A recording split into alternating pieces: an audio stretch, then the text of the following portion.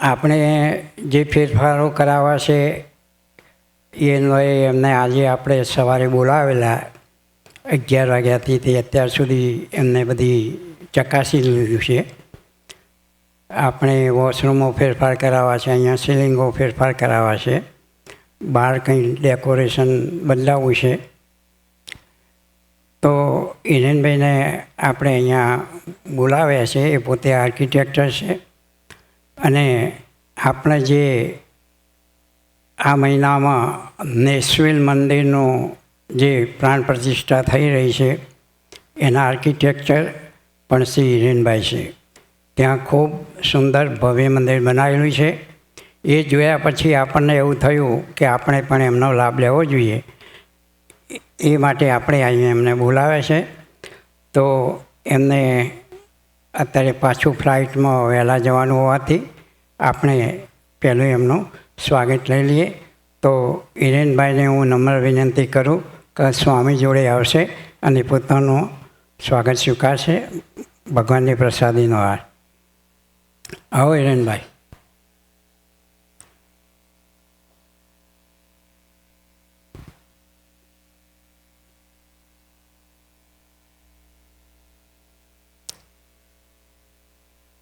બોલો સ્વામિનારાયણ ભગવાનની જય. હવે આપણે કથાનો રસપાન કરવા માટે સ્વામીને વિનંતી કરીએ કે તેઓ આગળ વધે. સર્વાવતારી આપણા સૌના આરાધ્ય ઈષ્ટદેવ શ્રી સ્વામિનારાયણ મહાપ્રભુજી નિજ મંદિરમાં બિરાજતા મહાપ્રતાપી શ્રી ઘનશ્યામ મહારાજ, શ્રી રાધાકૃષ્ણ દેવ આદિક દેવો, શ્રી નરનારાયણ દેવ ગાદી પીઠાધિપતિ પરમ પૂજ્ય આચાર્ય મહારાજ શ્રી પાર્ષદવર્ય મહેન્દ્ર ભગત તથા શ્રીજી મહારાજના લાડીલા બધા જ હરિભક્તોને ઘણા ભાવથી જય સ્વામિનારાયણ. વાલા ભક્તજનો, આપણે દર શનિવારે ભગવાનના સાનિધ્યમાં સદગુરુ વર્ય નિષ્કુળાનંદ સ્વામી રચિત ધીરજ આખ્યાનની અંદર સ્વામીએ પોતાની કલમે લખાયેલા જે પરોક્ષના ભક્તો છે એના ચરિત્રો આપણે શ્રવણ કરી રહ્યા છીએ. ખરેખર એક વાત તો નક્કી છે કે આ લોકમાં જેનો જન્મ થયો એના જીવનમાં સુખ અને દુઃખ તો આવવાના જ છે. સંસારનો માર્ગ છે રેલવેના પાટા જેવો સીધો નથી. વિજ્ઞાન સાયન્સ એટલો બધો આગળ વધ્યો કે આખા દુનિયાનો એને મેપ બનાવ્યો. ક્યાં વળાંક આવે છે, ક્યાં ચઢાણ આવે છે, ક્યાં નીચાણ આવે છે. પરંતુ એ સાયન્સ આપણા જીવનનો મેપ ન બનાવી શક્યા કે કયા ડગલે અને કયા પગલે આપણા જીવનમાં દુઃખ આવશે.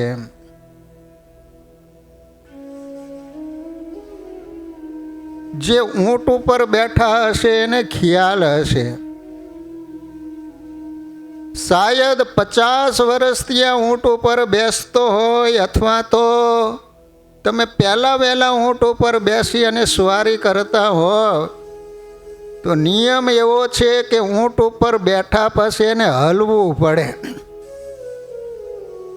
બેઠેલા છો તમે કે ફક્ત ઘોડા ઉપર જ બેઠા છો? બોલો. એક ભાઈના 7મી વાર લગ્ન થયા ને ઘોડા ઉપર નીકળ્યા. વરઘોડો કાઢે ને ઓલા મીડિયાવાળા આવીને પૂછ્યો કે તમારો અનુભવ શું? તો કે ઘોડે ચડતા આવડી ગયું.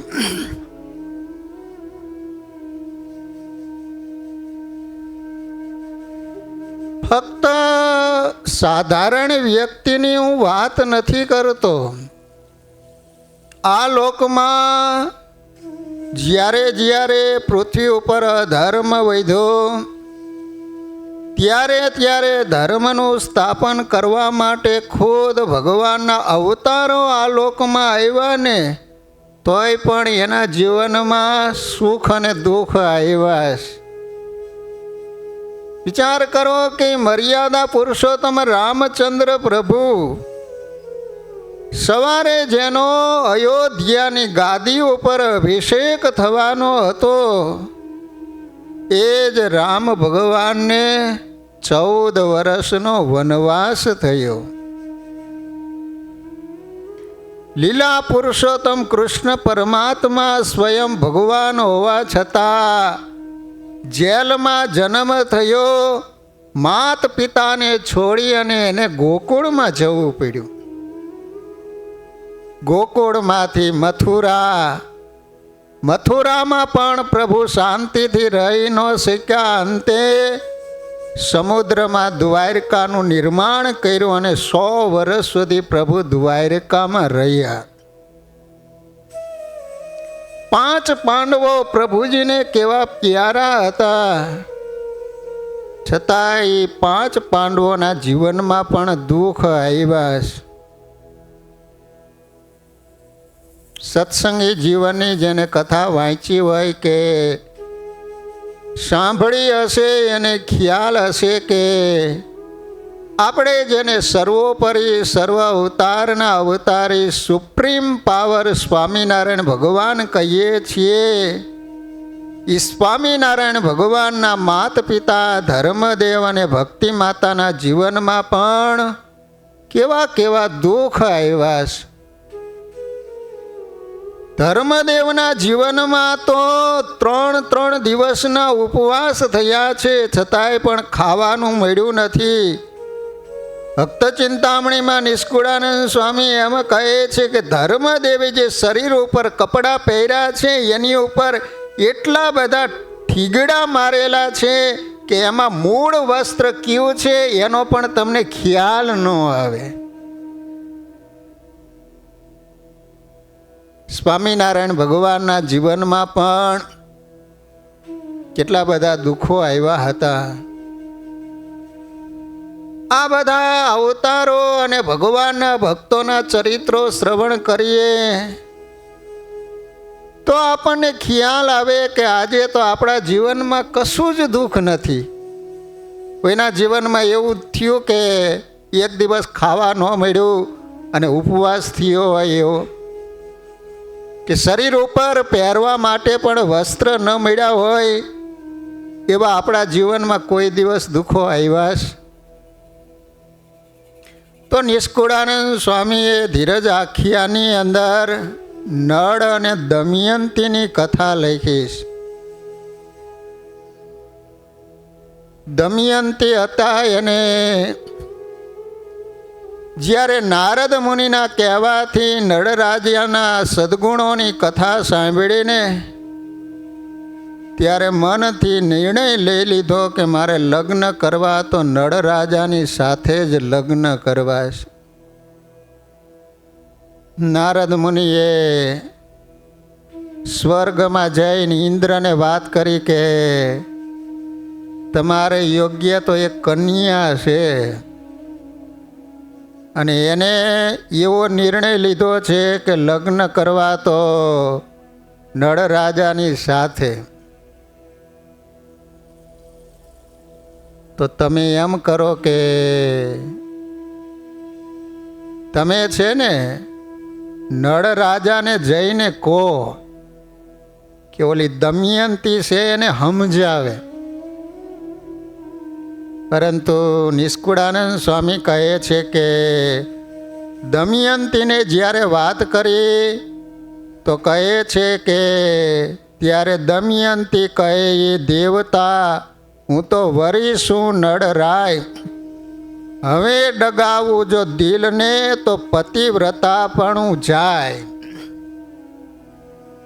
વિચાર કરો કે એને હજી કાંઈ સગાઈ નથી થઈ, એના લગ્ન પણ નથી થયા, ફક્ત મનથી જ નિર્ણય કર્યો છે કે મારે નળ રાજાની સાથે વરવું છે, તો હવે એને છોડીને હું દેવતાની સાથે પણ લગ્ન નહીં કરું.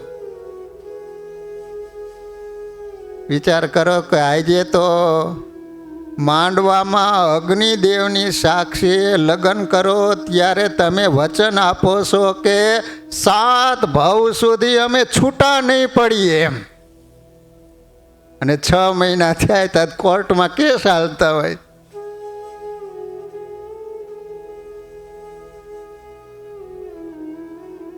અને મને કહેવા દો કે જ્યાં સુધી ભારત દેશની અંદર આવી પતિવ્રતા નારીઓ છે ત્યાં સુધી નારી સ્વયં અક્ષરધામના અધિપતિ ભગવાનને પણ પોતાનો બાળક બનાવવાની તાકાત અને શક્તિ એમાં રહી. કેવી કેવી નારીઓ ભારત દેશમાં થઈ ગઈ. ઘણા પ્રશ્નો કરે કે કેમ ભગવાન વિદેશમાં જન્મ નથી લેતા એમ. ભગવાનને તો વિદેશમાં જન્મ ધારણ કરવો છે, પણ કોઈ કેવી નારી તે હોવી જોઈએ ને. અહીંયા તો બૂટ બદલે એમ પતિ બદલે છે, બોલો. અહીંયા ભગવાન જન્મ ધારણ કરે. મેં એક કથા બહુ સરસ મજાની સાંભળી કે સૌરાષ્ટ્રમાં એક કાળુ નામનો કોળી, અને રાજાના જે ખડા હોય ને ત્યાં એ નોકરી કરે. રાત્રિના સમયે કોઈ માણસો આવી અને ખડામાંથી અનાજ ન લઈ જાય. ખડામાં જ તમને સમજણ પડે ને. હા, એના નાના છોકરાને ન ખબર પડે. તો હવે બન્યું એવું કે આ કાળું એટલે એવો શૂરવીર, શાયદ રસ્તામાં ચાલ્યો જતો હોય ને સંજયભાઈ, તો સામે સિંહ મળે ને તો સિંહ પણ પાછો હટી જાય. આવો 5 હાથ પૂરો. જ્યાં સુધી ખડામાં સૂતો હોય કોઈના બાપની તાકાત નહીં કે દાણા કોઈ લઈ જઈ શકે એમ, આવી જેની તાક. હવે આવા માણસો હોય, એના શત્રુ પણ હોય જ.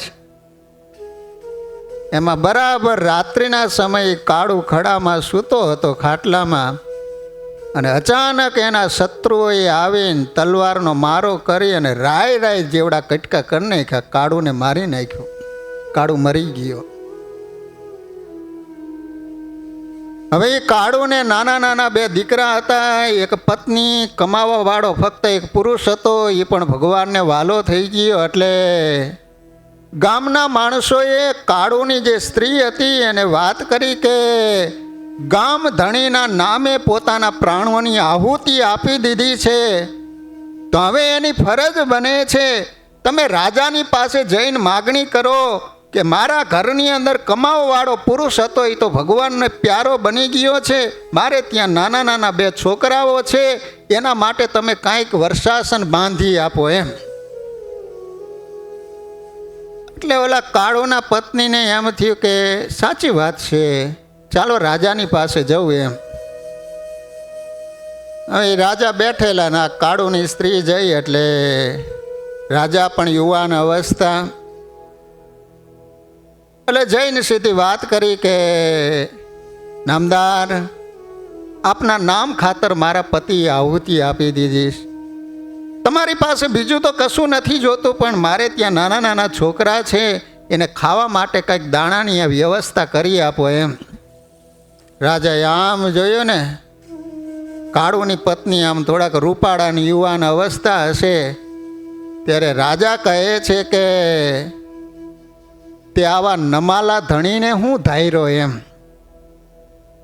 એટલે એ રાજા કાળુની પત્નીને એમ કહેવા જઈ રહ્યો છે કે ધણી ધાર્યો, ધણી બનાવ્યો, તો આવા ના મરદને હું બનાવ્યો એમ, મને ધણી ધારી લે એમ.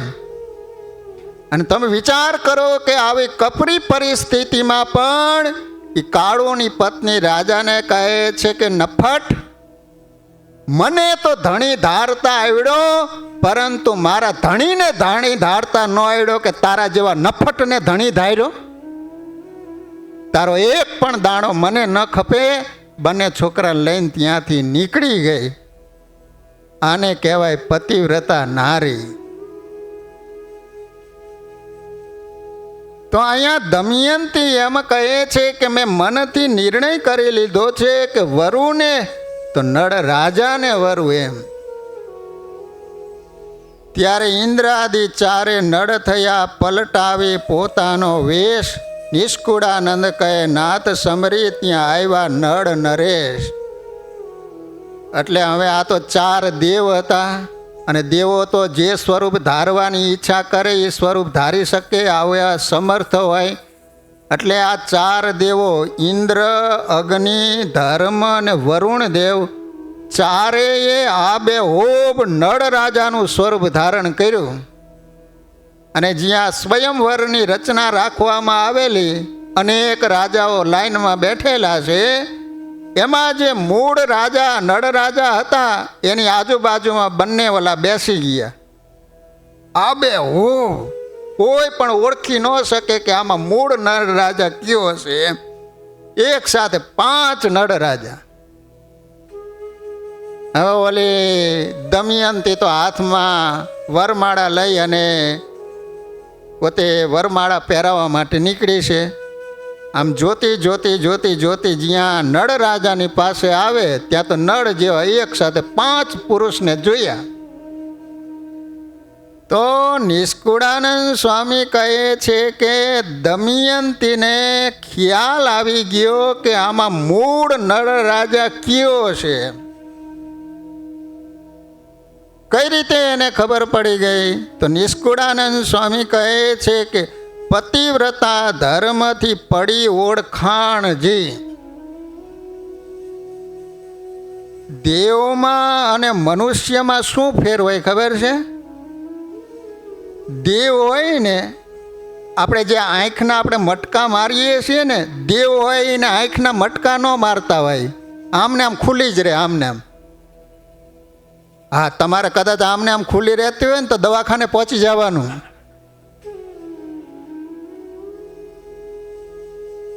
પછી આપણો છે ને પડછાયો પડે.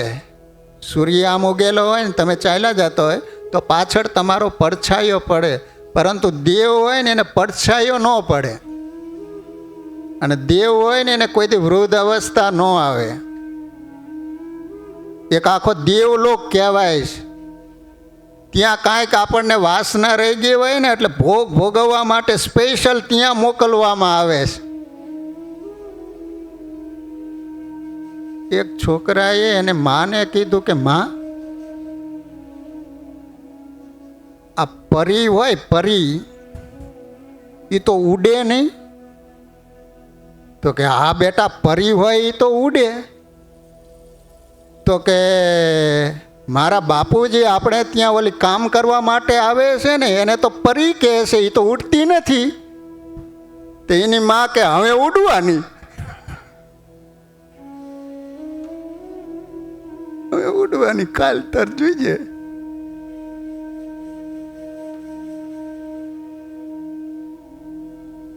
નાખી નળકંઠે વરમાળ સુજાણજી, સુરનયર થયા નિરાશી નિર્વાણજી. હવે આ દેવતાને દમયંતી સાથે લગ્ન કરવાની ઘણી ઈચ્છા હતી. હવે એનો મનોરથ પૂરો થયો નહીં.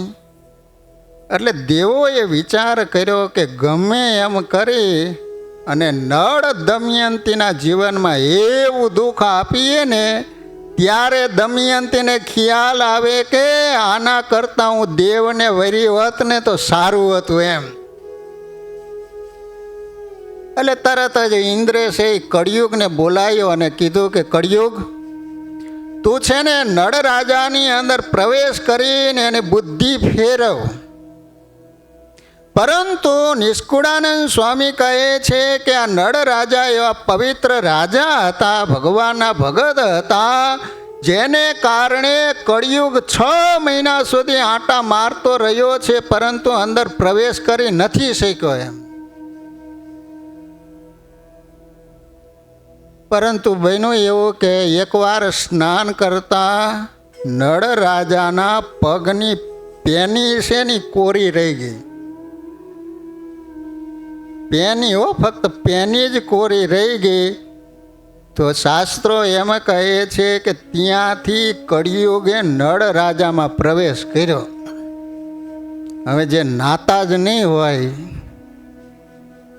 જે માથા નહીં ધોતા હોય,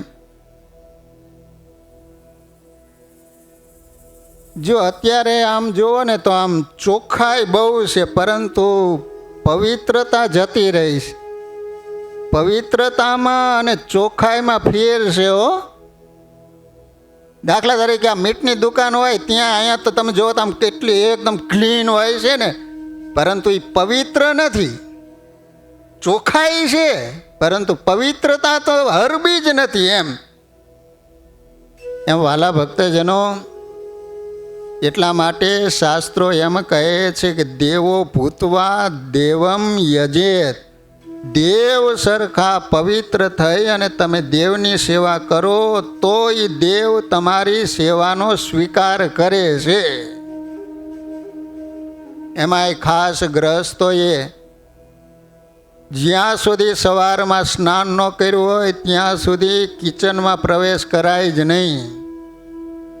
આ તો બોલો જાગ્યા નથી, ચા કરવા રસોડામાં ઉપડ્યા નથી, બોલો. અને આ ખબર નહીં આ ચા ક્યાંથી આવી. ચા આવી એને તો માને ભૂલવાડી દીધી, બોલો. ચા બીડીને હોકો, વહેલી પડાવે પોકો, પીવે એને રોકો, નહીં તો એને ટોકો. બોલો, ઉઠો નથી ચા. એમાં પાછી એ ઠંડી આવે તો આ પાછો ગરમ થઈ જાય. જે રીતે બિલાડીના હાથ ઘરે બચ્ચાને ફેરવે ને પછી જ આંખું ઉઘડે, એમ અમુકને એવી ટેવ પડી ગઈ, હવારમાં ચા પીવે ને પછી જ એના સ્પેર પાર્ટ કામ કરતા થાય, બોલો.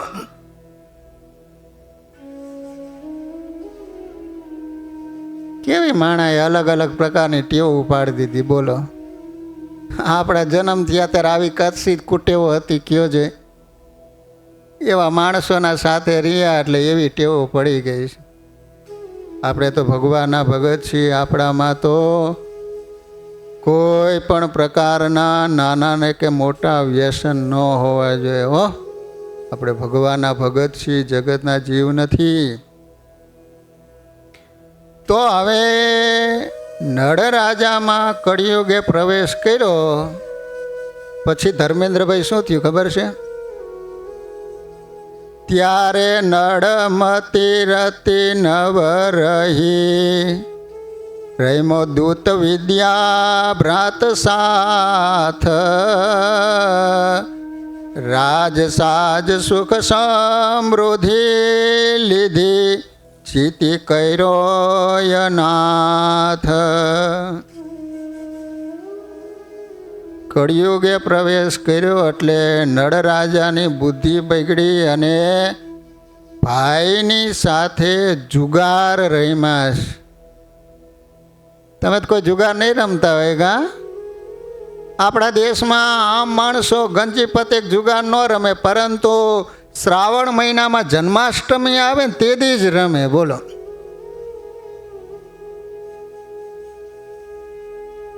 સટ્ટા, બોલો. આજે માણસને વગર મહેનતે રાતો રાતમાં કરોડપતિ થઈ જવું છે, બોલો. ભાગવતમાં કથા આવે છે કે પરીક્ષિત રાજાએ કળિયુગને પકડ્યો. પછી કળિયુગે બધી વાત કરી કે જો મારામાં એકેય ગુણ સારો નથી, પરંતુ એક ગુણ મારામાં મોટામાં મોટો એ છે કે કળિયુગમાં તપ ન કરી શકે, યાત્રા કરી ન શકે, મોટા દાન આપી ન શકે, પરંતુ ભગવાનનું સ્મરણ કરવાથી સહેજે ભગવાનની પ્રાપ્તિ થાય છે. આ મોટામાં મોટો મારામાં ગુણ છે. એટલે પરીક્ષિત રાજાએ કીધું કે વાંધો નહીં, હું તને જીવતો છોડું છું, પરંતુ તું મારા રાજ્યમાંથી જતો રહે એમ. તો ઓલો કળિયુગ કહે છે કે તમે તો ચક્રવર્તી સમ્રાટ છો, સાર્વભૌમ છો, આખી પૃથ્વી ઉપર તમારું રાજ છે, તો મારે ક્યાં રહેવું એમ. ત્યારે પરીક્ષિત રાજાએ કળિયુગને રહેવા માટે 4 સ્થાન આપ્યા છે. યાદ રાખજો, આ 4 ઠેકાણે કળિયુગ રહે છે. પહેલું દ્યુત. દ્યુત એટલે જુગાર. જુગારમાં કળિયુગ રહે છે. પછી મદ્ય. મદ્ય એટલે દારૂ. તમે કોઈ દારૂ નહીં પીતા હોય કા, ફક્ત વેચો જ છો કા. મંગળદાસ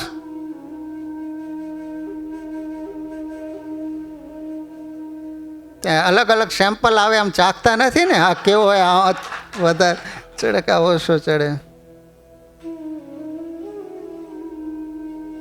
સોક્રેટિસના જીવનમાં એક બહુ સરસ મજાનો પ્રસંગ મેં વાંચ્યો કે સોક્રેટિસનો જન્મદિવસ હતો, તો એના મિત્રે મોંઘામાં મોંઘી દારૂની બોટલ લાવી અને જન્મદિવસે સોક્રેટિસને ભેટ આપી. તો એને શું કર્યું ખબર છે? ખોલીને માટી હતી ને એની અંદર ઓલા દારૂને ભેળવી દીધો, ઢોળી નાખ્યો. એનો મિત્ર કહે છે કે સોક્રેટિસ, આ તું શું કર્યું? આ તો મોંઘામાં મોંઘી દારૂની બોટલ હતી, આ દારૂને તે ધૂળમાં ભેળવી દીધો. ત્યારે સોક્રેટિસે એટલું જ કીધું કે આ દારૂ છે મારા જીવનને ધૂળમાં ભેળવી દે, એ કરતાં દારૂને મેં ધૂળમાં ભેળવી દીધો. આજે દારૂને કારણે કાંઈક પરિવારો બરબાદ થઈ ગયા છે, અને કાંઈક જુગારીયાઓ રોડપતિ હતા ની કરોડપતિ થઈ ગયા છે. અને હાયરો જુગારી બમણું રમે. આ વખતે તો આપણે જીતી જઈશું. આમ કરતાં કરતાં વિચાર તો કરો, 5 પાંડવો પ્રભુજીના કેવા ભક્તો હતા. એ જુગાર રમ્યા, રાજ તો હારી ગયા, એટલું નહીં પોતાની સ્ત્રીને જુગારમાં મૂકી. વિચાર તો કરો, દ્રૌપદીને હારી ગયા. આજે મુંબઈમાં કેટલા એવા માણસો છે કે સટ્ટા જુગારમાં કરોડપતિ હતા ની રોડ ઉપર આવી ગયા છે. એટલા માટે જુગાર ન રમાય. પછી દ્યુત એટલે દારૂમાં કળિયુગ રહે છે. જ્યાં દારૂ પીવાય છે ત્યાં કળિયુગ આવે છે. બોલો, એ 2 જણા તો દારૂ પી અને ઝાડવા ઉપર ચડી ડાયડે આમ હીચવા માંડ્યા. એમાં ફફાંગ લેખા પડ્યો. તો બીજો કહે છે કે હું હમણાં પાકી જઈશ.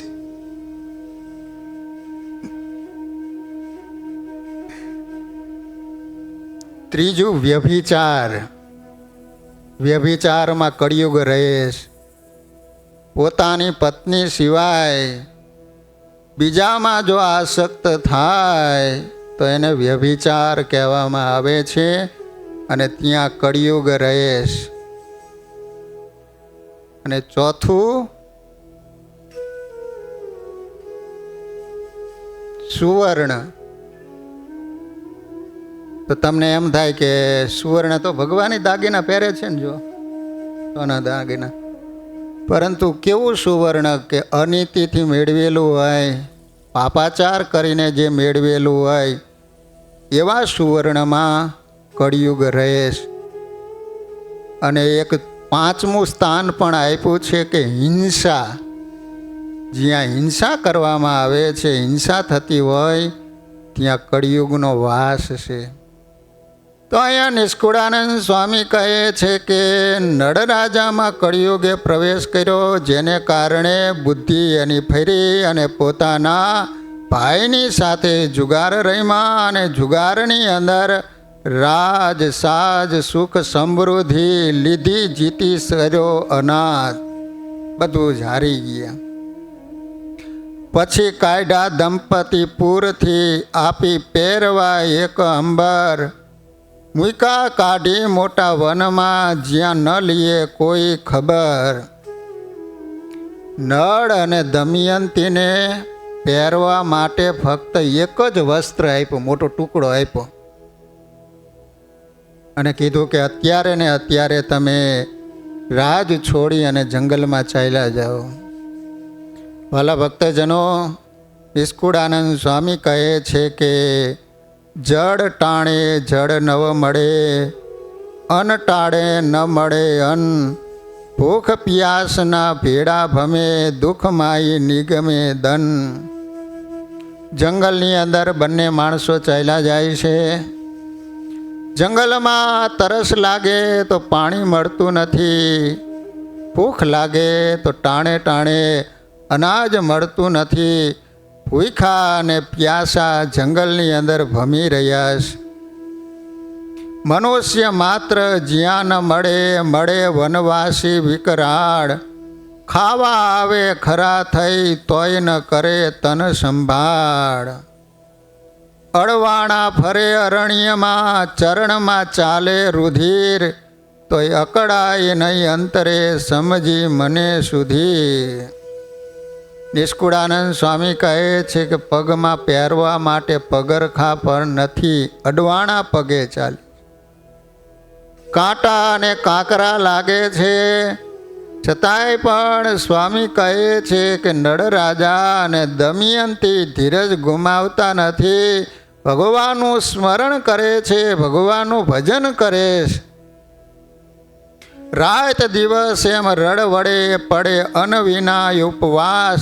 નિષ્કુળાનંદ કહે વનમાં ફરે ધરે નહીં તન ત્રાસ. આ રીતે વાલા ભક્તજનો, પછી તો જંગલમાં ખૂબ દુઃખ પડ્યું છે. કંઈક દિવસો વીતી ગયા. એમાં પછી એક દિવસ નળ રાજા અને દમયંતી રાત્રિના સમયે સૂઈ ગયા છે. એમાં નળ રાજા જાગી ગયા. નળ રાજાને વિચાર આવે છે કે જો મારા જીવનમાં દુઃખ આવ્યું હોય તો આ દમયંતીને કારણે આવ્યું છે. રાણી ખાણી સર્વે દુઃખની, માટે તજી દઉં નિર્ધાર. કળિયુગ અંદર પ્રવેશ કરી રહ્યો છે ને, એટલા માટે હવે આને આવા વિચારો આવ્યા કે આને કારણે જ મારા જીવનમાં દુઃખ આવ્યા છે ને હવે દમયંતીને છોડીને હું એકલો નીકળી જાઉં એમ. પછી અડધું અંબર લઈ અર્ધ રાતે ચાલી નિસરા નળવરી નરેશ. બંનેને માટે એક જ મોટું વસ્ત્ર હતું. તો રાત્રિના સમયે બે ભાગ કરી અને પોતાનું વસ્ત્ર પોતાના શરીરે લપેટી અને નળ રાજા પોતાની પત્નીને સૂતી મૂકીને ચાલી નીકળ્યા છે. દમયંતી જાગ્યા, બાજુમાં જોયું તો પોતાના પતિ નહીં, ઘોર જંગલ હતું. દમયંતી રડવા માંડ્યા, પુકાર કરે છે કે પતિદેવ, આવા ઘોર જંગલમાં મને મૂકીને તમે ક્યાં ચાલી નીકળ્યા? જતન કરતા તે જાતા રહ્યા, હવે રહીશ હું સી રીતમાં. હે દેવ, દીધું દુઃખ તે સામટું, તેનું ન વિચાર્યું ચિત્તમાં. દમયંતી ખૂબ રડી રહ્યા છે કે હવે શાયદ આ ઘોર જંગલ છે, બીજું કોઈ છે નહીં. કદાચ કોઈક પુરુષ આવશે અને મારી ઇજ્જત લૂંટશે તો મારા ધર્મનું શું થશે? મને કોણ બચાવશે? અને વાલા ભક્તજનો, એમ કંઈક કષ્ટ ભોગવ્યા તેનો કહેતા ન આવે પાર. રાત દિવસ રડવડતા વળી વહી ગયા વર્ષ 12 વર્ષ વીતી ગયા. વિચાર કરો. પછી પામ્યા નિજ રાજ્યને, ભાવે ભૈજા શ્રી ભગવાન. એટલું કડી વળી કરી ગયો તોય ન ચડ્યા સત્યથી નિદાન. નિષ્કુળાનંદ સ્વામી કહે છે કે કળિયુગે આ રીતે 12 વર્ષ સુધી નળ અને દમયંતીને દુઃખ આપ્યા, છતાંય પણ નળ રાજાએ પોતાના જીવનમાંથી સત્ય હતું ને એમાંથી ચલાયમાન ન થયા. ધર્મ સમ નહીં ધન રે સંતો, ધર્મ સમ નહીં ધન. વાલા ભક્તજનો, નિષ્કુળાનંદ સ્વામીએ નળ દમયંતીની ટૂંકમાં જ આ રીતે કથા લખી છે, પરંતુ બીજા અન્ય પુરાણોમાં ખૂબ આનો વિસ્તાર છે કે 12 વર્ષ સુધી નળ અને દમયંતીના જીવનમાં કેવા કેવા દુઃખ આવ્યા હતા. પણ એ નિષ્કુળાનંદ સ્વામીએ તો ટૂંકમાં આ રીતે કળિયુગને કારણે 12 વર્ષ સુધી વનમાં ખૂબ દુઃખી થયા હતા. છતાંય પણ એમને જીવનમાંથી ધર્મ છોડ્યો નહોતો. હવે વાલા ભક્તજનો, નિષ્કુળાનંદ સ્વામીની કલમે અંબરીશ રાજાની કથા લખવામાં આવી છે. અંબરીશ રાજાનું નામ શામાં આવે છે તમને ખબર છે? સ્વામિનારાયણ ભગવાને યાદ કર્યા છે. શિક્ષાપત્રીમાં આવે છે ને, આત્મનિવેદીમાં અંબરીશ રાજાની પેઠે. વળી કહું એક રાજા અંબરીશજી, તેને ઘેર આવ્યા દુર્વાસા લઈ શિષ્યજી, ભોજન કરાય અમને નરેશજી. ત્યારે નૃપ કહે નાહી આવો મુનીશજી.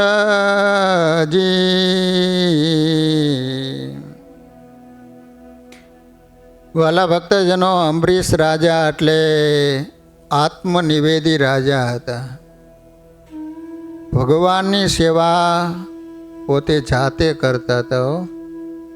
રાજા હોવા છતાં ઠાકોરજી માટે પોતે પાણી ભરવા માટે જાય, પોતાના હાથે રસોઈ બનાવી ભગવાનનો થાળ કરતા.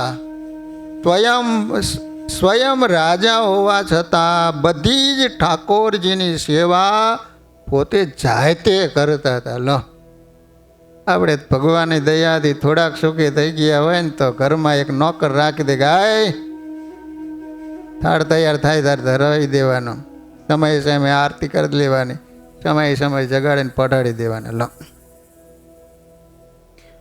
હવે નિષ્કુળાનંદ સ્વામી કહે છે કે અંબરીશ રાજા જે એકાદશી આવે એ ઉપવાસ કરી અને એકાદશીનું વ્રત કરતા હતા. તમે જ બધા એકાદશી કરતા જ હશો કા? બીજા નથી ઉલાડી જતા ને? અત્યારે તો ફરાળી નીકળ્યા છે કા પીજા? જો એકાદશી છે ને એ બધાય વ્રતોનો રાજા કહેવાય છે. જો બીજા વ્રતો છે ને એ કદાચ તમે ન રહો તો પાપ ન લાગે ને રહો તો પુણ્ય થાય એવું હોય છે. અમુક તો કેટલાય પ્રકારના માણસો અલગ અલગ ન કરવાના કર્યા કરતા હોય છે. ભાખરિયા સોમવાર ને શનિવાર ને મંગળવાર ને. આપણે તો ભગવાનના ભગતે એક એકાદશીનું વ્રત અને હરિજયંતીનું વ્રત કરવું. સત્સંગી જીવનમાં હરિજયંતીનો મહિમા પણ સતાનંદ સ્વામીની કલમે લખાયેલો છે. તો આ તમને થોડુંક એકાદશીનો મહિમા બતાવું કે એકાદશીનો શાસ્ત્રોમાં શું મહિમા બતાવ્યો છે અને એકાદશીનું વ્રત ન કરો તો પાપ કેટલું બધું થાય. તો સત્સંગી જીવનના તૃતીય પ્રકરણમાં સતાનંદ સ્વામી એમ કહે છે કે ન કરોતિ યો મૂઢ એકાદશ્યા મુપોષણમ સ નરો નરકમ યાતિ રૌરવમ તમસાવૃતમ. એકાદશીનો ઉપવાસ કહેતા તે દિવસે અનાજ ખાય તો મર્યા પછી અંધકારે યુક્ત રૌરવ નામના નરકમાં પડે છે. આ મોટામાં મોટો નરકની અંદર કુંડ છે રૌરવ નામનો. પછી એમ કહે છે કે યાની કાની ચ પાપાની બ્રહ્મહત્યા સમાની ચ અન્નમાશ્રિત્ય તિષ્ઠંતી સંપ્રાપ્તે હરિવાસરે. એકાદશીના દિવસે આ પૃથ્વી ઉપર જેટલું પાપ થાય બધું પાપ અન્નમાં વાસ કરીને રહે છે અને એકાદશીના દિવસે જે અનાજ ખાય એને આખી પૃથ્વીનું પાપ લાગે.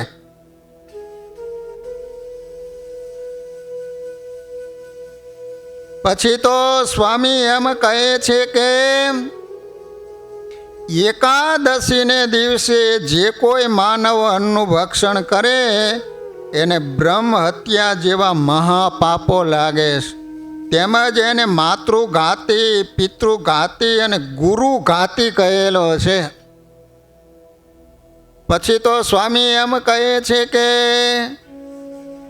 ઘણા માણસોનું માનવું એવું છે કે શુક્લ પક્ષની એકાદશી આવે એ જ કરવાની એમ. પણ સ્વામી કહે છે કે એવું નથી, બંને પક્ષની એકાદશી કરવાની, કૃષ્ણ પક્ષની અને શુક્લ પક્ષની 15 દિવસે એકાદશી આવે. પછી સ્વામી કહે છે કે આ લોકમાં દારૂનું પાન કરનારો માત્ર પોતે જ નરકમાં જાય છે, પરંતુ એકાદશીના દિવસે અન્ન ખાનારો પોતાના પૂર્વજો સ્વર્ગમાં ગયા હોય તેને ત્યાંથી નરકમાં પરાયણે નાખે છે. જો દારૂ પીનારો હોય ને તો એકલો જ નરકમાં જાય. પરંતુ સ્વામી એમ કહે છે કે એકાદશીના દિવસે અનાજ ખાઈને તો એના પિતૃઓ સ્વર્ગમાં ગયા હોય ને તો એના પિતૃઓને લઈ નરકમાં નાખે છે પરાયણે. હો, ઓલા નો આવું હોય ને તોય નરકમાં લઈ જાય. માટે વાલા ભક્તજનો, સ્વામી કહે છે કે સ્ત્રી હોય અથવા તો પુરુષ હોય, બંનેએ એકાદશીનું વ્રત કરવું. હવે કદાચ તમને એમ થાય કે એકાદશીનું વ્રત કેટલી ઉંમરેથી આ કાયદો લાગુ પડે એમ. તો સ્વામી કહે છે કે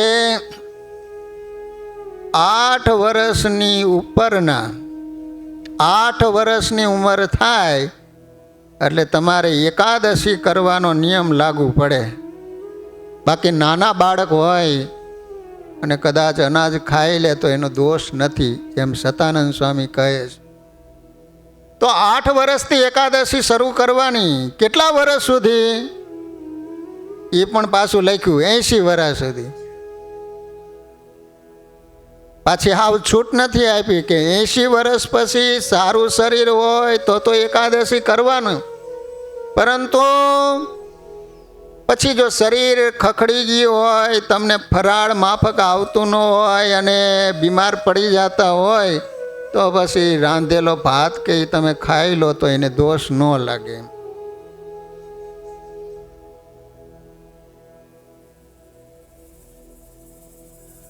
તો વાલા ભક્તજનો, ખાસ જે એકાદશીનું વ્રત ન કરતા હોય તો એકાદશીનું વ્રત કરજો. અને હવે જે એકાદશીનું વ્રત કરે એને પુણ્ય કેટલું થાય એ બરાબર સાંભળજો. તપસ્વીનો ગ્રહે નિત્યમ લક્ષમ યસ્ય ચ ભુંજતે 60 વર્ષ સહસ્ત્રાણી તસ્ય પુણ્યમ તુ યદ ભવેત. તપસ્વી કેવા? હાલી મુવાલી નહીં હો. તપસ્વી 1,00,000 તમે દરરોજ 1,60,000 વર્ષ સુધી તમે જમાડો અને જેટલું પુણ્ય થાય એટલું એક એકાદશીનું વ્રત કરવાથી થાય.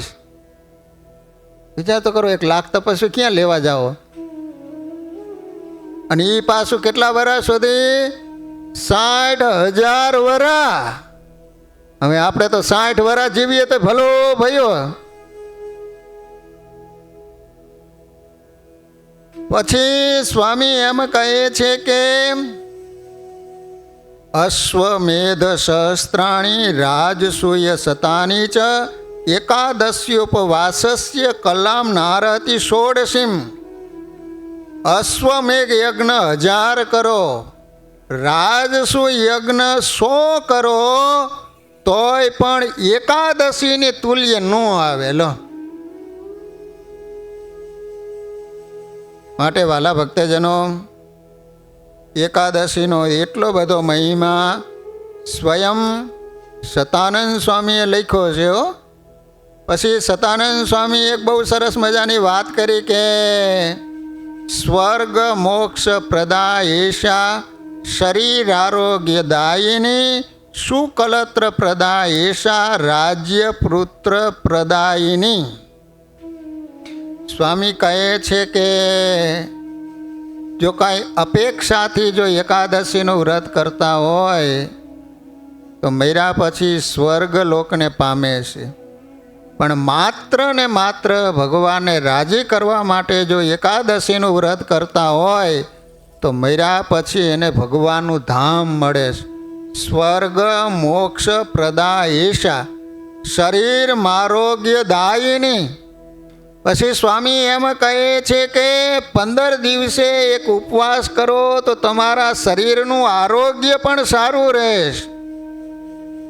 આજે માણસો ખાઈ ખાઈને જેટલા બીમાર પડે છે ને એટલા ભૂખા રહીને બીમાર નથી થતા. અત્યારે ખાઈ ખાઈને માણસો જેટલા મરી જાય છે એટલા ભૂખા કોઈ માણસો નથી મરતા હો. અમુક માણસ તો આમ ખાવા માટે જન્મ લીધો હોય ને એ રીતે ખાતા હોય. આપણે કેમ ઓશિકામાં આમ રૂ આમ હા એ રીતે આમ. આજે ઓલા વિજયભાઈ ના થાય કે ધર્મેન્દ્રભાઈ કહે કે ઓલું મેં એક દી વાત કરી ને અમુક માણસો ભજીયા એટલા ખાય કે મોઢામાં આંગળી નાખો ને તો ભજીયું બહાર નીકળે. તો કે અમારા વિજયભાઈને ભજીયા બહુ ભાવે કે. આજ વિજયભાઈ ના થાય ક્યાં ગયા? ડોલર ગણવા ગયા, ડોલર ગણવા ગયા.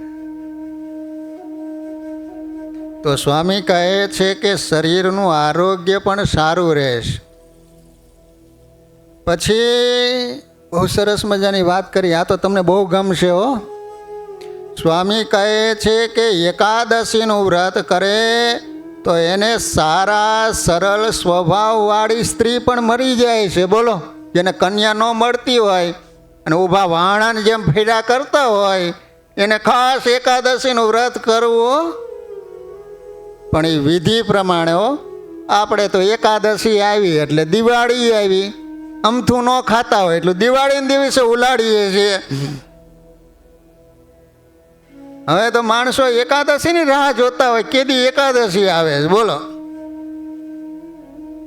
આ ગામડાના ભાભા હોય ને આમ તો એને શીરો ન મળે, એકાદશી આવે ને એટલે શીરો રાંધતા હોય. રાજગરાનું બહુ સરસ મજાનું બનાવે એટલે બાભલિયાને આમ તો શીરો ન મળતો હોય એટલે એકાદશી રાહ જો કેદી એકાદશી આવે કે લ તો શીરો તો મળે.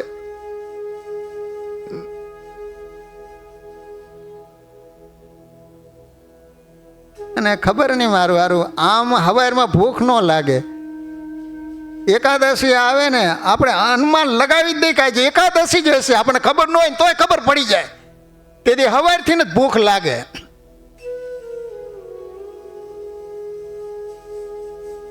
પછી રાજ્ય અને રાજ્ય ભોગવે એવો પુત્ર પણ આપે છે.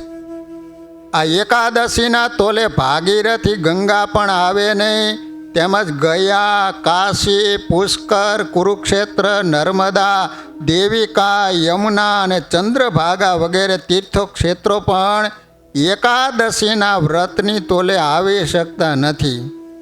આ વ્રત કરનારો માણસ કોઈ અન્ય પ્રયત્ન વિના સરળતાથી ભગવાનના પરમ પદને પામે છે. તેથી તેની સમાન ગંગા આદિ તીર્થક્ષેત્રો ક્યાંથી આવી શકે? તો વાલા ભક્તજનો, સ્વયં સતાનંદ સ્વામીની કલમે એકાદશીનો મહિમા સત્સંગી જીવનના 3ય પ્રકરણમાં સ્વામીએ લખ્યો છે. હવે કદાચ તમને એમ થાય ઓહો આટલો બધો એકાદશીનો મહિમા છે, પણ એ વિધિ પ્રમાણે તમે એકાદશીનું વ્રત કરો તો એના માટે પણ સતાનંદ સ્વામીએ અમુક નિયમો બતાવ્યા છે કે એકાદશીના દિવસે કામ ક્રોધાદિક સંબંધી ભૂંડા ઘાટ મનમાં થવા દેવા નહીં. ધર્મેન્દ્રભાઈ, એકાદશીના દિવસે ગરમ નહીં થવાનું. જો ક્રોધ કરે તો તમારો ઉપવાસ બળી જાય છે એમ.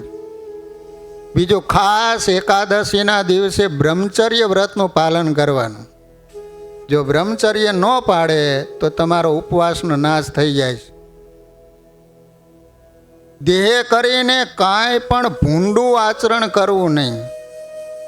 પવિત્રપણે વ્રત કરવું. તે દિવસે અન્નભક્ષણ તો કરવું જ નહીં. એકાદશીનું વ્રત સદાય ઉપવાસ કરીને કરવું અને અશક્ત હોય તો એને સ્વલ્પ ફળાહાર કરીને કરો. આટલો ફળાહાર કરવાનો. કેટલો? આટલો. ભક્ષણ તો કરવું જ નહીં.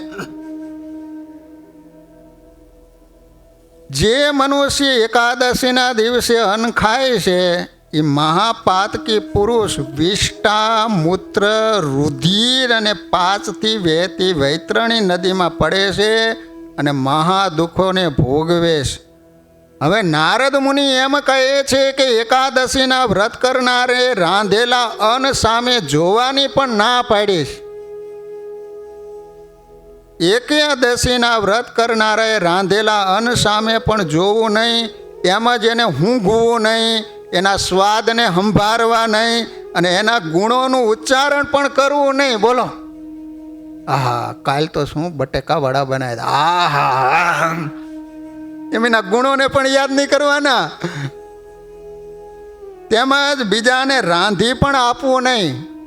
કોઈ બીજા કહે તો તે દિવસે અનાજ રાંધી નહીં આપવાનું. બોલો, એકાદશીના દરેક દિવસે ઉપવાસ, કથા કીર્તન, પૂજા, ધ્યાન, પ્રભુના નામની ધૂન, સંત સમાગમ અને જાગરણ વગેરે પરમ આદરથી અને શ્રદ્ધાથી કરવા. તેથી જાગરણ કરવું પડે. લો, અમુક મંદિરમાં આજે પણ કચ્છમાં રિવાજ છે, એકાદશીના સ્પેશિયલ જાગરણના પદોની એક બુક પાડવામાં આવી છે બહાર, કે એકાદશીના દિવસે રાત્રે 12 વાગ્યા સુધી હરિભક્તો ધૂન કીર્તન કરે. બોલો, અમારે મહેન્દ્ર ભગતને ઉનાવા રહેતા ને તો અહીંયા કરતા હતા કા એકાદશીના પદ બોલતા રાતના 12 વાગ્યા સુધી. તો રાતે ના આપણા મંદિરમાં એકાદશી દિવસે થાય ધૂન કીર્તન, ભાઈ વધારે નથી કરવું, આટલું બસ છે. એમાંય બંધ થઈ જાય પાછા, વધારશો તો એ બંધ થઈ જાય. એકાદશી આવે એમાંય હા કલાક તો આવે એ સારું કહેવાય ભગવાનના સાનિધ્યમાં. આપણા મંદિરમાં સારું હો, બીજા મંદિરમાં ઓછું છે હજી. આપણે તો જોવો ને શનિવારે તમે 1 કલાક કંઈ ઓછી પડે, 1.5-2 કલાક ધૂન કીર્તન કરે છે. આપણા મંદિરમાં ભાઈઓ બહેનો જે ધૂન કીર્તન કરે એટલા તો એકેય મંદિરમાં શાયદ નહીં થતા હોય, એટલા આપણા મંદિરમાં થાય છે હો. વિચાર કરો કે આટલા અમેરિકાના મંદિર છે પણ દરરોજ સવારે 15 મિનિટ ધૂન થતી હોય સ્વામિનારાયણ મહામંત્રની, એવું મંદિર હોય તો આ લુઈસવિલ મંદિર છે. આજે વર્ષોથી મને ખબર છે.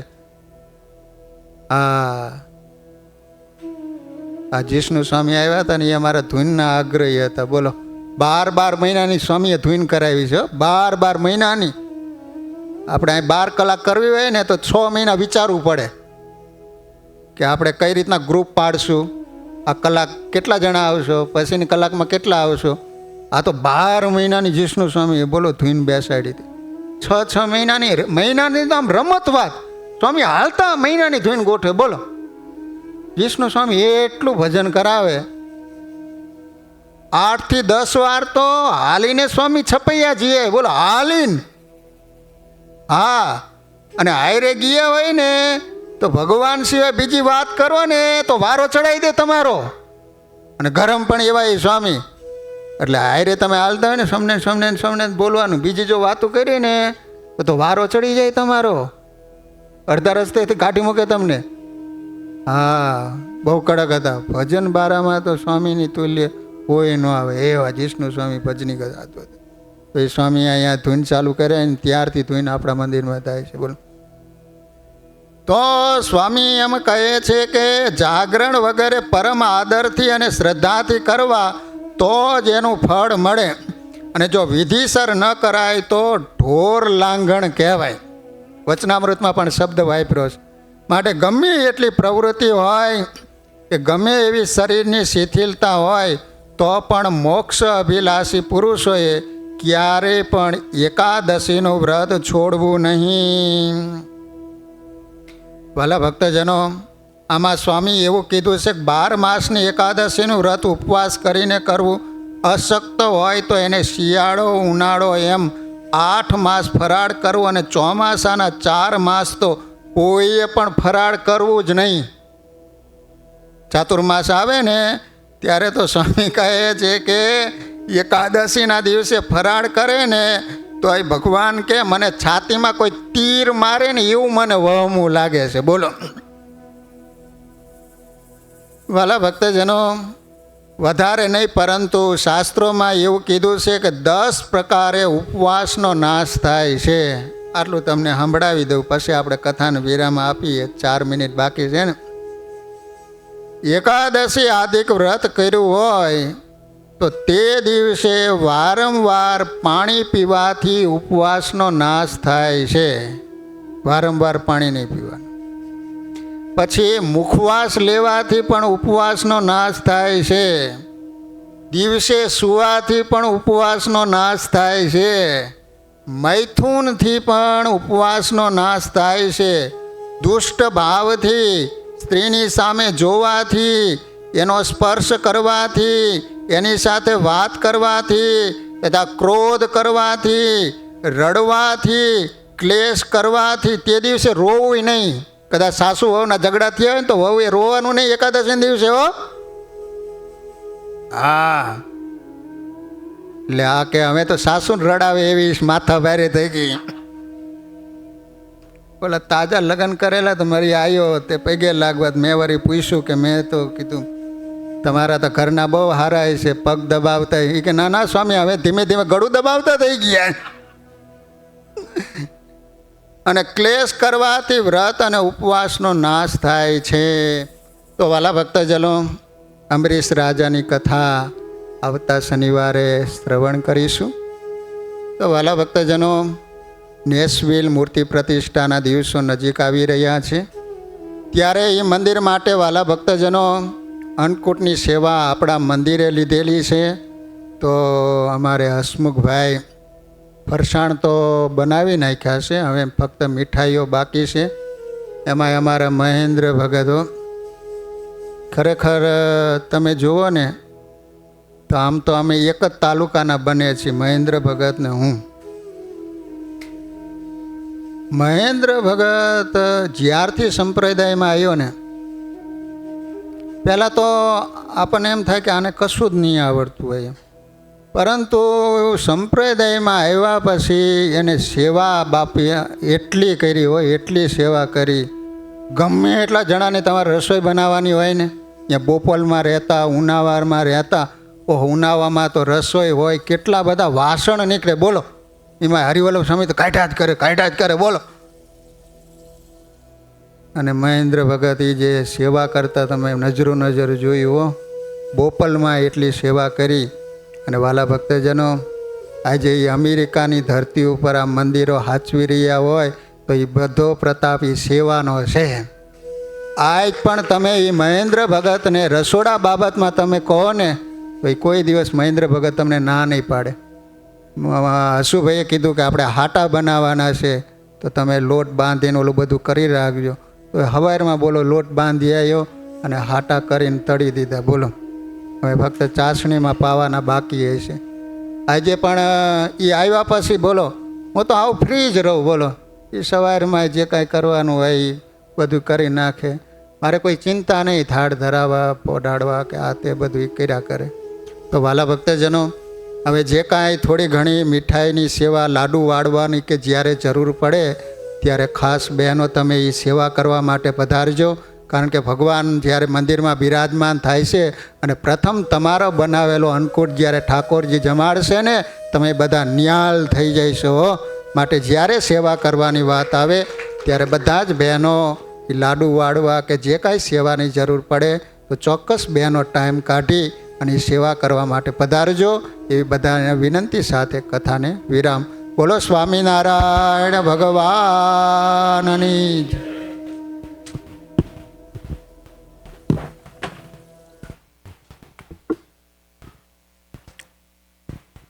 સિંહાસનમાં બિરાજમાન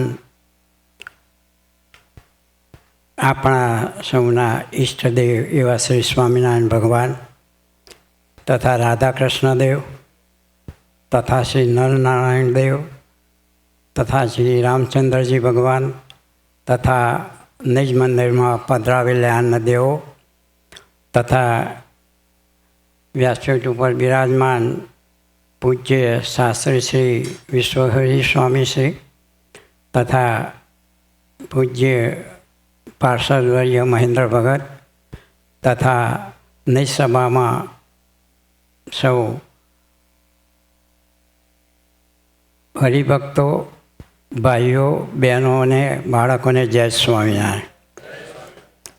દર શનિવારે આપણે ચાલતી કથા નિષ્કુળાનંદ રચિત ધીરજ આખ્યાન અન્વયે નળ દંપતીનું આખ્યાન અને અમરીશ રાજાના આખ્યાન અન્વયે સ્વામીશ્રીએ ખૂબ જ સરસ દર્શનાંતો આપી અને આપણને કથાનું રસપાન કરાવ્યું. એ બદલ આપણે સ્વામીને તાળીઓથી વધાવીએ.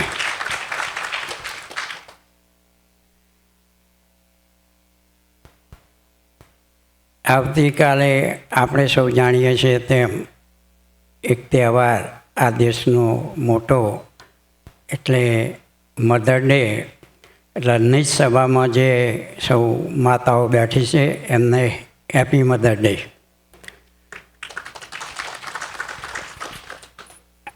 મા એટલે મા, બીજા બધા વગડાના વા. માને કોઈ દિવસ કોઈની સાથે આપણે સરખામણી ના થઈ શકે. મા સાથે આપણે કોઈને સરખાવી શકીએ પણ માને કોઈની સાથે સરખામણી ના કરી શકીએ. એટલે જ આપણે ગાયું છે કે પહેલું વંદન માત પિતાને, બીજું વંદન ગુરુજી તમને. એમાંય માત પિતા પહેલું માનું નામ લખ્યું. લેખકે જે બનાવ્યું એમાં પહેલું માનું નામ લખ્યું. કેમ કે એ રીતે આપણે માતા સાથે જોડાયેલા છે. એટલે એમના ઋણમાંથી મુક્ત થવાનો આ દેશમાં આવતીકાલે દિવસ છે. એટલે તમે બધા સંભાળી લેજો એમને કઈ રીતે ઋણમુક્ત કરવું. બાકી આપણા દેશમાં તો સનાતન ધર્મમાં તો each and every day mother day હોય કે સવારે ઉઠીને માતા પિતાને નમન કરતા હોઈએ, એમનું રિસ્પેક્ટ કરતા હોઈએ. હાજર ના હોય તો છેવટે એમનો જે તસવીર હોય એને પણ આપણે નમન કરતા હોઈએ છીએ. એ રીતે આપણે ઋણ ચૂકવીએ છીએ. એ રીતે મધર દિવસના પહેલાં જ આપણા દેશમાં ખરેખર બે બહેનોએ ઋણ ચૂકવી દીધું. આપણને એવી ખબર છે કે આપણા દેશમાં આતંકવાદીઓએ હુમલો કરીને 28 લોકોને મોતને ઘાટ ઉતારેલા. એ અન્વયે આપણા દેશના વડાપ્રધાન તથા આપણા લશ્કરી અધિકારીઓએ એક સિંદૂર મિશન ચલાવ્યું. તમે જોયું છે કે સિંદૂર મિશનમાં ફક્ત 2 બહેનો જ હતી. બહેનો કેટલી, હમણાં સ્વામીએ કીધું કે શૂરવીરતા કોને કહેવાય, તો એ બહેનોએ શૂરવીરતા બતાવી અને ખાલી 25 જ મિનિટમાં એ લોકોને 9 સ્થાનો ઉપર બોમ્બમારો કરીને બોમ્બ ભેગા કરી દીધા. આપણે એ બહેનો એ સોફિયા કુરેશી અને વિંગ કમાન્ડર યોમિકા સિંહ. એમાંય કુરેશી તો આપણી ગુજરાતી છે. આપણે એ બંને બહેનોને એક વખત તાળીઓથી વધાવીએ. આપણે કાયમ એમના યાદ રાખીશું. અત્યારે તો પાછા એક મૂવી વચ્ચે આવીને યુદ્ધ વિરામ કરાવ્યો છે. એના અમેરિકાના મૂવી છે, અત્યારે યુદ્ધ વિરામ કર્યો છે. એ સારું છે, કારણ કે હંમેશા વધુ યુદ્ધ ચાલે તો એમાં બંને દેશોને નુકસાન હોય છે, માનવ હાનિ ખૂબ થાય છે. અને એમાંય ખાસ કરીને બોર્ડર ઉપર ગામ હોય એમાં તો એ લોકોને તો બહુ મુશ્કેલીઓ હોય છે. એટલે યુદ્ધ વિરામ થાય એમાં આપણા માટે સારી વસ્તુ છે. હવે આજીવન સભાના યજમાન શ્રી પરમ ભક્ત નટવરલાલ કેશવલાલ પટેલ સભામાં હાજર હોય તો આવો આપણે પ્રસાદીનો આહાર ગ્રહણ કરવા માટે. આપણે સૌ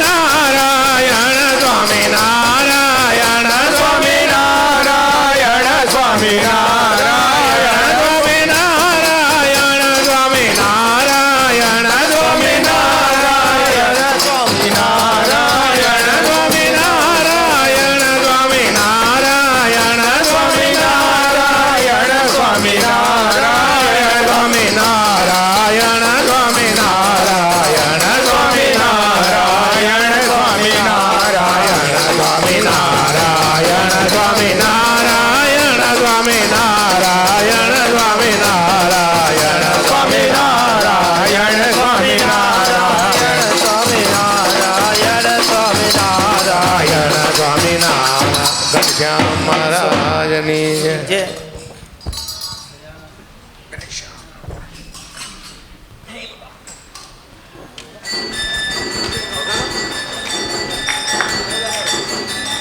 જય સદગુરુ સ્વામી પ્રભુ જય સદગુરુ સ્વામી સહજાનંદ દયાળુ સહજાનંદ દયાળુ પરવંશ ગૌરામી પ્રભુ જય સદગુરુ સ્વામી ચરણ સરોજ તમારા વંદુ કર જોડી પ્રભુ વંદુ કર જોડી ચરણે શીશ ધર્યાસી ચરણે શીશ ધર્યાસી દુઃખના જાતોડી પ્રભુ જય સદગુરુ સ્વામી નારાયણ નરવ્રતા ત્રિજ કુળ તનુધારી પ્રભુ ત્રિજ કુળ તનુધારી કામર પતિત ઉધાર્યા કામર પતિત ઉધાર્યા અગણિત નર નારી પ્રભુ જય સદગુરુ સ્વામી નિત્ય નિત્ય નૌતમ લીલા કરતાય વિનાશી પ્રભુ કરતાય વિનાશી અડસઠ તીરથ ચરણે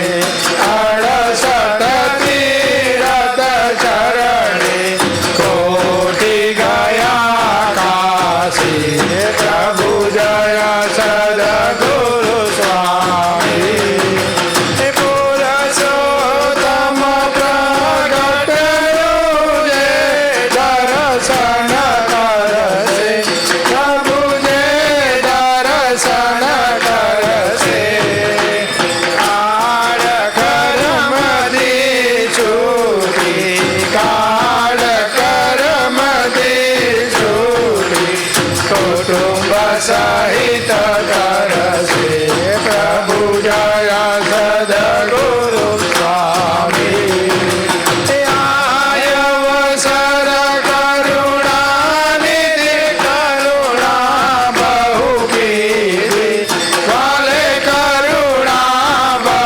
કીધી મોક્ષાનંદ કહે મોતી મોક્ષાનંદ કહે મોતી સુગમ કરી સિદ્ધિ પ્રભુ જય સદગુરુ સ્વામી જય સદગુરુ સ્વામી પ્રભુ જય સદગુરુ સ્વામી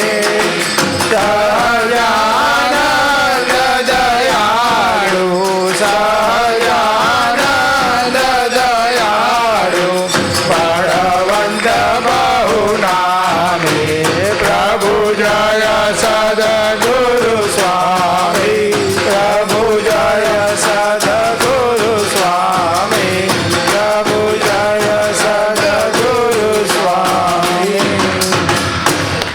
રામ કૃષ્ણ ગોવિંદ જય જય ગોવિંદ રામ કૃષ્ણ ગોવિંદ જય જય ગોવિંદ હરે રામ ગોવિંદ જય જય ગોવિંદ હરે રામ ગોવિંદ જય જય ગોવિંદ નારાયણ હરે શ્રીમન્નારાયણ હરે શ્રીમન્નારાયણ હરે શ્રીમન્નારાયણ